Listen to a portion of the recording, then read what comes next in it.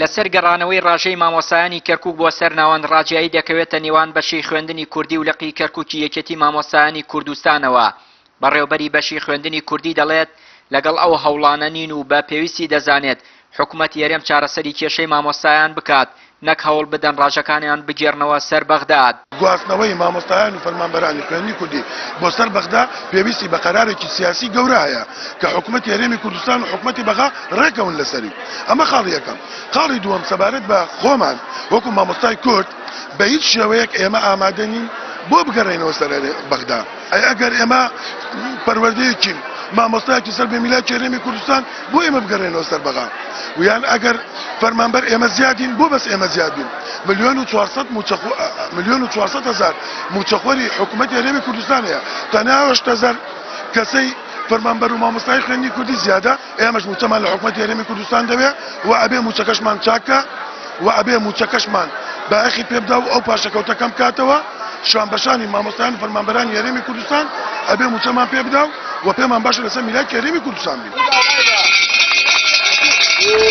ماوەی چەند مانگێکە یەکێتی مامۆستایان لقی کەرکووک لە هەوڵدان بۆ گەڕانەوەی ڕاژەی مامۆستایانی شارەکە بۆ سەر ناوەند و بۆ ئەو مەبەستەش کۆبوونەوە و توێژ لەگەڵ پەرلەمانی عێراق و نوێنەرانی کەرکووک لە پەرلەمان کراوە.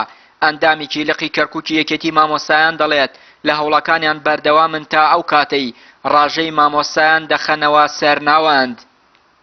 ئێمەوەکێکی مامۆستایانی کوردستان لقی کەرکووک لە سەرەتای ئەم بیرۆکەیەوە هەر هەمومان کۆکین لەسەر ئەوەی بە گواستنەوەی ڕاژەکانمان کێشەکانمان چارەسەرە بێ لە شاری کەرکووک. کێشەی ئێمە تەنها موچەکانمان نییە، ئێمە لە زۆر امتیازات بێبەش بووینە، لە وەرگرتنی زەوی مامۆستایانی هەرێم سوودمەند دەبن، ئێمە بێبەش بووینە، مامۆستایانی ناوەند سوودمەند دەبن، ئێمە بۆ بیانووی کە لەسەر هەرێمین بێبەش بووینە. دیارە کێشانە تەنها بە گواستنەوەی ڕاژەکانمان بۆ سەر بەغا چارەسەرەکرێ. ئێمە بەردەوامین لە هەوڵەکانمان و کۆڵ نادەین.